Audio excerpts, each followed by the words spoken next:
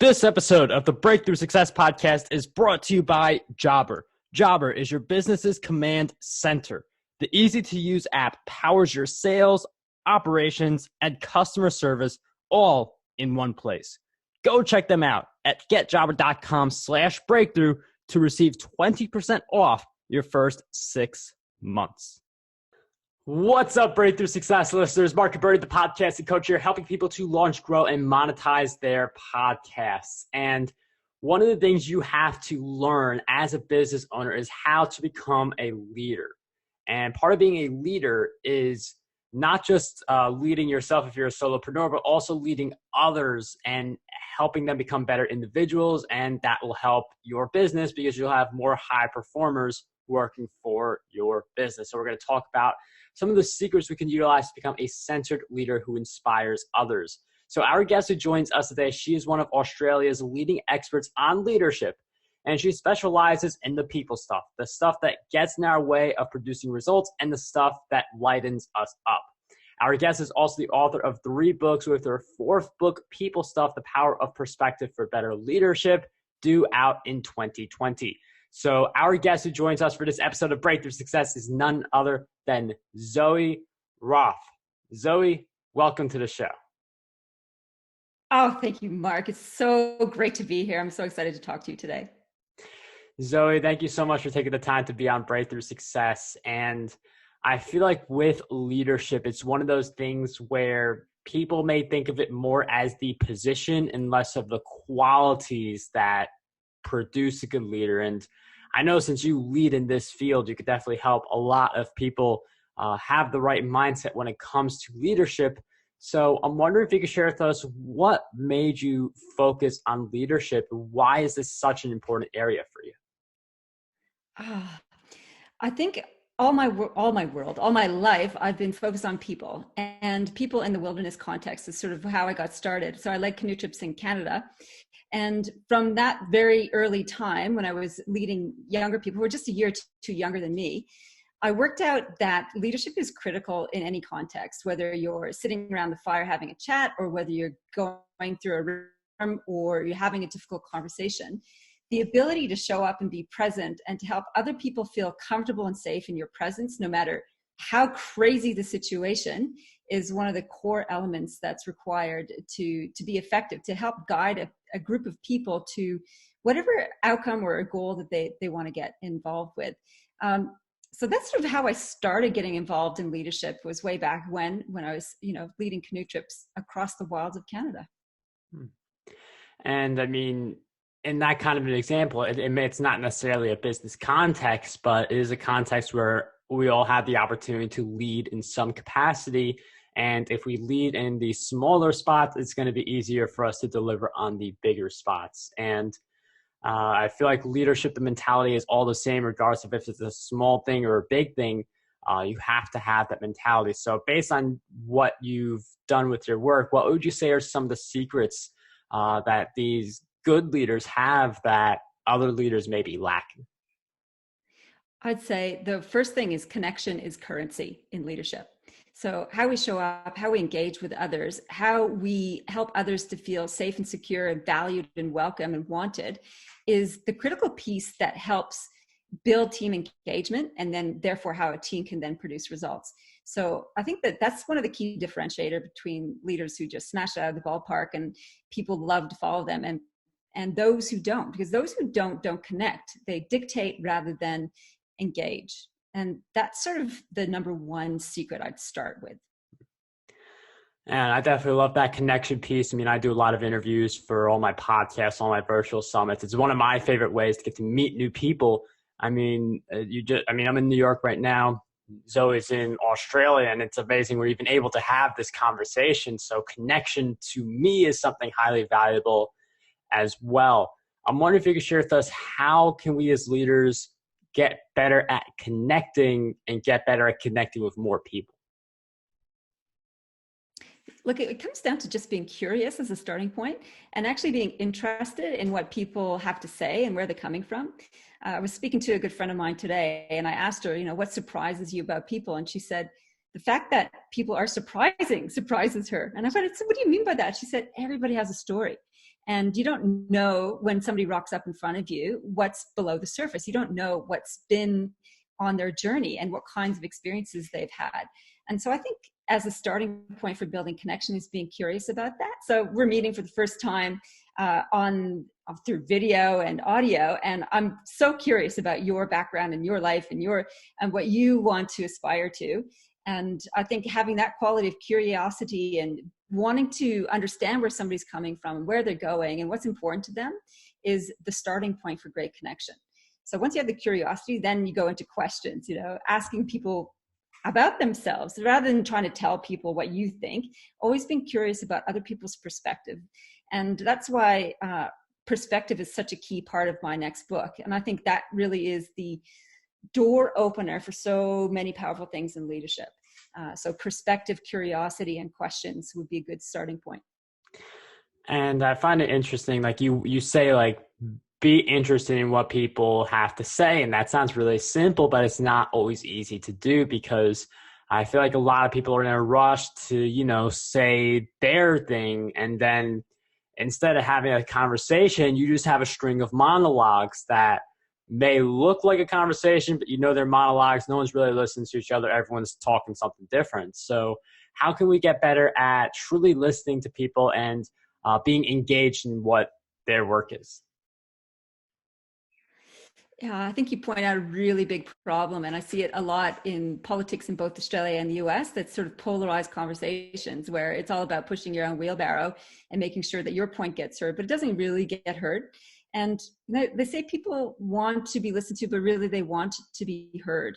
And as leaders, if we find ourselves thinking that, hey, I'm right about this, and we get really caught up in trying to jam our perspective on the table, then that's the moment of self-awareness where we need to say, hang on a minute.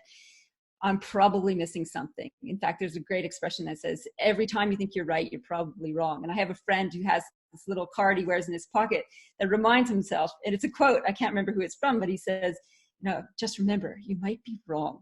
I think that is a really good circuit breaker for us not wanting to go into these, as you say, these double monologues where I'm talking and then you're talking and we're just kind of, like ships passing the night. Or butting heads, butting heads isn't very useful in connection or in conversation either. So hang on a minute. If you think that you're right, possibly you're wrong, and go, okay, be curious about your own perspective and what the gaps are and what could somebody else offer you in terms of insight around a particular issue. And I think if we did that, like, we'd have less of the polarization we have in politics and in relationships and in around the boardroom or in our teams. And just getting curious about where people are coming from is really useful. And I definitely agree with that, because sometimes people are just so focused on their message that they don't really care about what the other person's message is, which does not lead to meaningful conversation. And one of the things, I love what you said earlier, it was like, remember, you might be wrong. And I feel like part of that leader mentality is to acknowledge you're at the top of the food chain and not make yourself look bad. And in that case, it means trying to maintain this image of being a perfect person. And you and I know, you can't be perfect, but there are people who are really stuck on that concept. So how do you recommend we just embrace it? We're imperfect, be able to take responsibility for mistakes and do things like that? It's a really big shift in leadership maturity to realizing that leadership is not just authority. Like, leadership is authority when it has a title, but when you exercise leadership, it's not just about telling others what to do. It's really, and you spoke to it, I think when leaders think they have the answers, they're headed for a fall. And it's interesting because I think in our culture, in both American and Australian culture, we're taught that leaders are the ones out the front. They're the ones who say, follow me. They're the ones that have the vision. They're the ones that have the answers. And it's a false premise, and it doesn't work in today's society. It doesn't work in today's context, because things are changing so fast that no one is as smart as all of us. And the smart leader will know that. To think that they have all the answers is just riding for a massive fall. And so the effective leader will want to leverage all the people in their area, in their arena, on their team, to get as much insight as possible into what's going on, so they can collectively develop the best way forward. So a leader becomes less of a dictator, less of a delegator, and more of a facilitator. Facilitating the group wisdom and gaining that collective wisdom is the key attribute for moving forward. We have more great content coming up in this episode, but first we have a message from today's sponsor, Jobber. Jobber's award-winning software helps small home service businesses organize their entire operations, from scheduling jobs and managing their crews to invoicing customers and collecting payments. That way, you can spend more time on the services you're already great at. Job by job, business by business, Jobber is transforming the ways their customers deliver service. Start your free trial over at getjobber.com/breakthrough. All right, let's get right back into the episode. That's a really great point about the facilitation, because then you get different members of your organization to shine. And listening to this right now, if you're someone who maybe you're a solopreneur, you just have one or two people, this still applies to you, because when you connect with people, that's going to be the facilitation piece. And I go to a podcast mastermind. We meet twice a year. Now, I know a lot about podcasting. I've done 600 interviews, I want to say, across all my stuff together. But every time I go to that mastermind, I learn so many new things that I did not know before, or I'm told to do stuff that I know that I have to do, but I'm not doing. And then I finally go ahead and do it because of that mastermind. So no matter how much you think you know, really being able to surround yourself with a core group of people who can help you like learn more things and take more action can really help you with your business. So I'm wondering, how do leaders, it seems like every leader surrounds themselves with that kind of core. So how can we surround ourselves with people who are going to up level us? Oh, what a beautiful question. I think looking for the people who have got results that you want to aspire to. So that's sort of seeking the next level. Who is in your hemisphere that has got amazing results that you want to emulate and learn from. And I love the fact that you speak to this accountability piece in the structure of a group network, especially if you are a solo entrepreneur and there's only you and a couple people that you've roped in to help you deliver on this project. Thinking that you have to find up all the answers yourself is horrendous. So what I find, how I do this is I'm always seeking out people who are going next level, what I perceive as next level. There's always people who are higher above you in terms of their results, their positioning, their reach, all that kind of stuff. And if you pick up one or two things from those people, whether you listen to them on YouTube videos or take a course with them or listen to their podcast like I listen to yours, then you can always get something. And it's just those incremental things that can help level you up. And I think there's two ways to look at leveling up. One is like giant step, where you go, let's go 10x, and then you work like crazy to figure out how you can do 10x your results. And I should say, you can do 1% improvements. And I think both, you can't help but grow and expand. And I think you have to, they take totally different attitudes and mindsets, and yet you can do them in parallel. I think you can aspire to the 10x and then do the little bits and pieces along the way. Yeah, I mean, it's a very weird thing that Zoe's bringing up, but it definitely makes sense, because I feel like a lot of people think 10x or 1% growth every day, but the two do kind of connect. And you can make arguments for each one, with 10x giving you this massive vision, while 1% every day gives you some kind of measurement and puts each day in focus. So I've definitely heard of both of those concepts, just never explained in that way. And for leadership, you definitely have to be thinking big, because there are people who, especially if you're a business owner, they depend on you. If you give someone like a weekly wage, or you pay someone for their services, they're in part depending on you for food on the table. So you have to be able to keep growing in order to help the people who are also helping you. Oh, I agree with that. So there is so much responsibility in running your own business and keeping the mouths fed as you like. But it's not only the people who depend on you for your livelihood; it's also the people who follow you and have and learn from you. There's a responsibility there, and I find as a leadership expert, it's really important to keep growing and expanding myself to continue to be of service. And so that constant hunger for learning, I think, is another attribute that's really useful in business leadership as well as personal growth. And not everybody has that. Some people get stuck at a level and they just sort of plateau there. And that's good for a while, but those are the ones who get upended and disrupted in the end.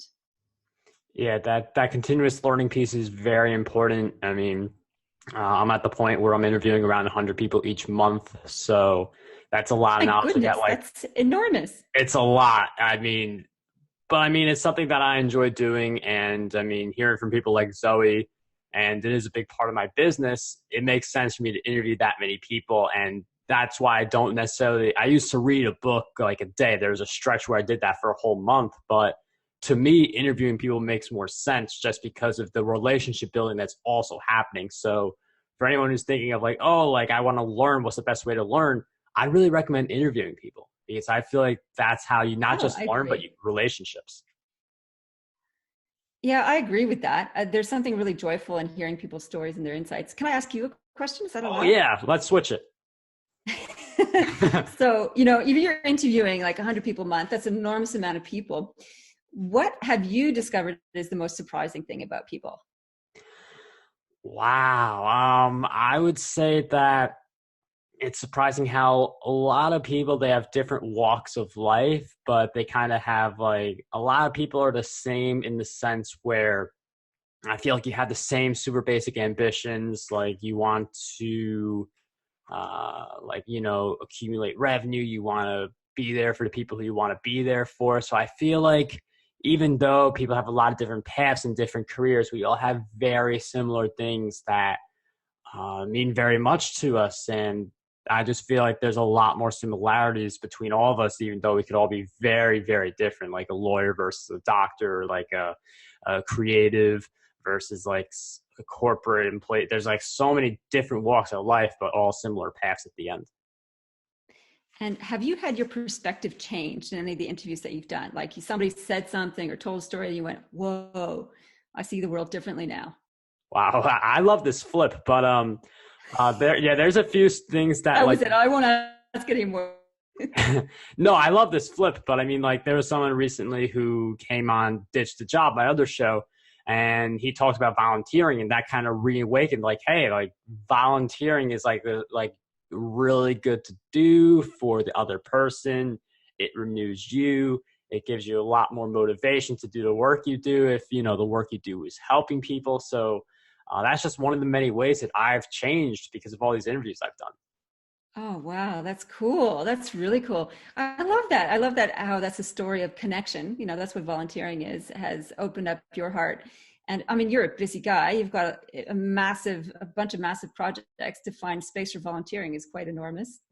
Yeah, I mean, I find a little bit here and there, but I do feel like with volunteering or with anything, it's definitely just a matter of prioritization. And I feel like there are people who will say, I don't have the time to do this, but if you look at your schedule, like maybe there's Netflix in there, maybe there's YouTube in there, maybe there's all these different things that don't really add up. And when it comes to a leader, like you have to prioritize different things. And sometimes you end up focusing on things that aren't necessarily as important. So I'm wondering if we could flip this around one more time. If you could share with us, how can we as leaders get better at prioritizing what's important and not get distracted by fake priorities? Fake priorities, distracting priorities.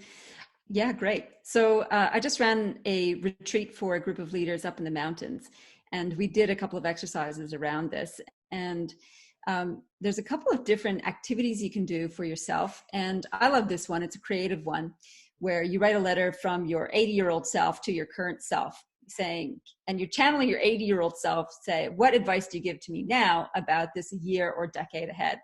And so you access your wiser, older self who gives specific advice about what really matters now. So that's one little creative exercise.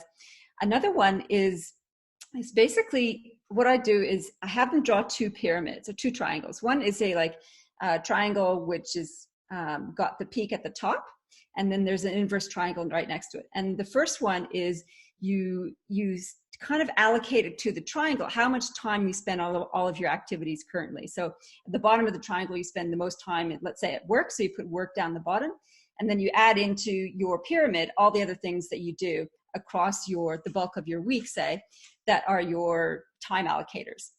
And then in the reverse triangle, you say, okay, what are your actual priorities? Like where you spend the most of your time may not be your number one priority. So which ones do you look after first?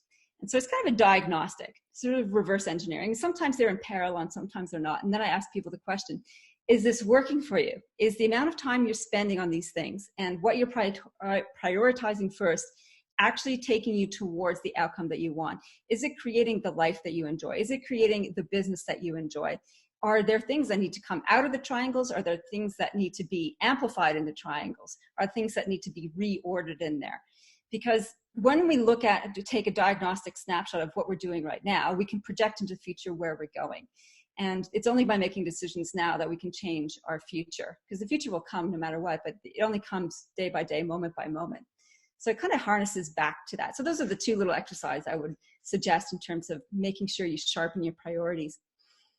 And then that way you can have a look at, where does volunteering, say, for example, fit in the pyramid? Am I dedicating any time to that? Is it a priority? And what do I need to bump out or adjust in the pyramid scheme to make it all come to life? Well, those are really great exercises. The 80-year-old note to yourself is a lot of reflection in the event, because I know people of all different ages listening to this show. If you are at around that point, maybe you just write like 10 years into the future, depending on how old you are, because again, I know a lot of people, a lot of different age brackets listen to this show. So definitely really great exercises. Another great thing I'd recommend you do to sharpen your leadership is to continue to follow Zoe and her work. I know she has 3 books, which will be linked in the show notes. Her 4th book is coming out soon. Where are some other good places we can find you as well? You can hook up with me on my website, zoerouth.com, ZOEROUTH.com, or find me on LinkedIn. I post daily there, so I'm always sharing little nuggets and insights and book recommendations and podcast interviews there. So Zoe Routh at LinkedIn or at my website. Well, all those links will be in the show notes for everyone who wants to continue following Zoe. Once again, thank you so much for coming on Breakthrough Success. It was such a pleasure having you on the show. Thanks, Mark. This episode of the Breakthrough Success Podcast was brought to you by Jobber. Jobber is your business's command center. The easy-to-use app powers your sales, operations, and customer service all in one place. Start a free trial or sign up today to receive 20% off your first 6 months. Find out more at getjobber.com/breakthrough.